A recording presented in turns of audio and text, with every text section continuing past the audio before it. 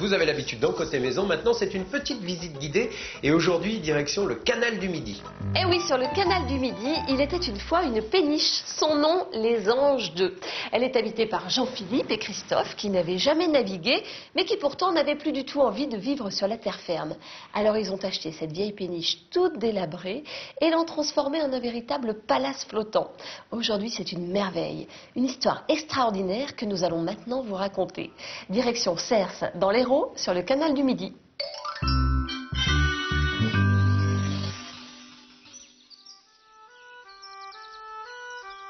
Alors que les nomades sont aujourd'hui plus que jamais menacés, les sédentaires sont de plus en plus nombreux à fantasmer et rêver de dépaysement, liberté, errance. Christophe et Jean-Philippe ont un jour décidé de choisir ce cap, comme leurs amis, Ferry, Fifi et Loulou. Ça a changé complètement ma vie parce que je me suis retrouvé d'un endroit où je travaillais dans le social sur Paris et du jour au lendemain je me suis retrouvé sur cette péniche. Et ça nous a conduit à un choix de vie ensuite qui était vivre au rythme du canal, vivre au milieu des vignes et c'est devenu l'habitat qui était le plus près de ce qui nous convenait et de ce qu'on recherchait. C'est ce qu'on appelle des nomades de l'ère postmoderne qui cherchent une identité entre archaïsme et nouvelles technologies, ne reculant devant aucun sacrifice pour y parvenir.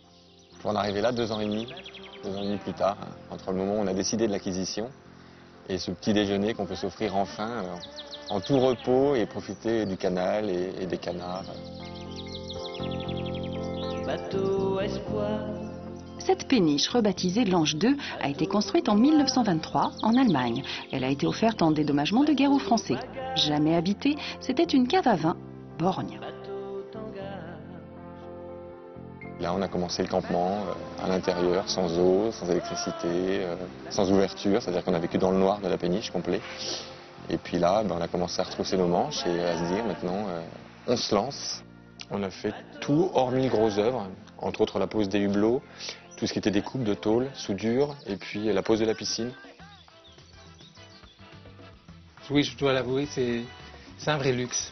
C'est un vrai luxe, mais se lever le matin et puis pouvoir prendre son bain dans la piscine, au milieu de nulle part, face aux vignes, ça donne la pêche vraiment pour toute la journée.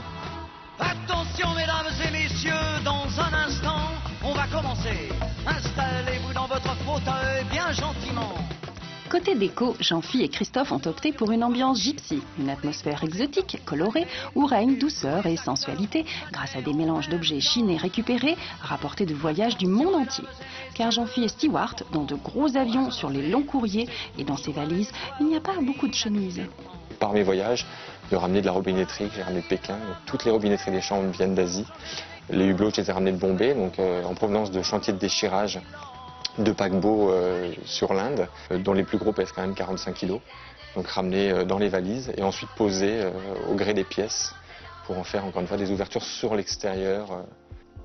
Et les poissons sont morts de rire. Christophe est très très récup. Il ferait presque les poubelles pour récupérer des objets qui pourraient éventuellement être détournés et récupérés. Et en fin de compte, c'est des objets qu'on traînait avec nous depuis pas mal d'années, notamment sur Paris, et qui petit à petit ont fini par trouver enfin une place, vers un emplacement qui leur soit propre, que ce soit les boules à facettes qui sont ici, je trouve, bien à leur place et bien en valeur, des anciens miroirs qui étaient très bien sur des cheminées à Paris et qui en fin de compte mettent un peu en valeur les murs qui sont quand même dans des découpes assez particulières à utiliser, avec encore une fois un volume qui est spacieux en étant pour autant très contraignant. C'est pas une maison, c'est pas du béton, on peut pas faire ce qu'on veut, on peut pas percer un trou où on veut, sinon on coule. Et voici une belle idée pour le sol. Le triplis, ça a été au départ un revêtement de sol au-dessus du lest, avec ensuite pour définition d'être recouvert par un parquet. Et voyant le coût des parquets, etc., on s'est dit on va s'arrêter au triplis. Et plutôt que de prendre un revêtement panneau de particules, on s'est dit que le triplis pouvait être simplement en étant ensuite vitrifié ou verni. Nous on l'a vitrifié parce qu'il y a vraiment un endroit de passage. On pouvait en faire un endroit qui pouvait rester tel quel, c'est-à-dire à l'état brut bois. Et maintenant, la nouvelle génération de rideaux. On n'a absolument pas de volet sur les hublots. Donc il a fallu chercher une astuce et j'ai réfléchi pas mal de temps en me disant il faut que je trouve absolument un disque de diamètre qui corresponde absolument au hublot. En tant qu'ancien disque jockey, j'ai toujours une pile de vieux disques sous la main et je me suis dit éventuellement pourquoi pas un disque. Et voilà donc le disque, le vinyle, le 33 tours. sert de volet dans mes 3 chambres d'hôtes. Confort absolu dans les cabines, lumineuses, chaleureuses, spacieuses et toutes occupées par un poisson rouge, histoire de ne pas oublier qu'on est dans un bateau et pour la zénitude. Ici, nul besoin de berceuse ou de somnifère, nuit câline.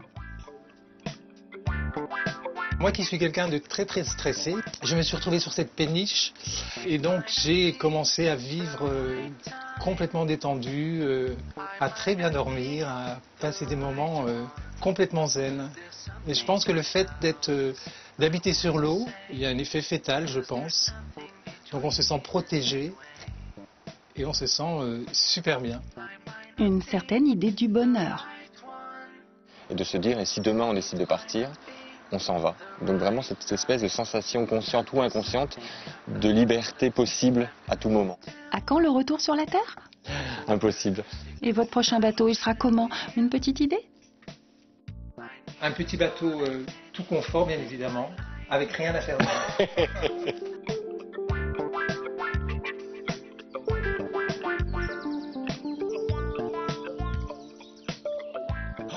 Dormir sur l'eau, ça doit être agréable. Voilà une bonne idée de week-end.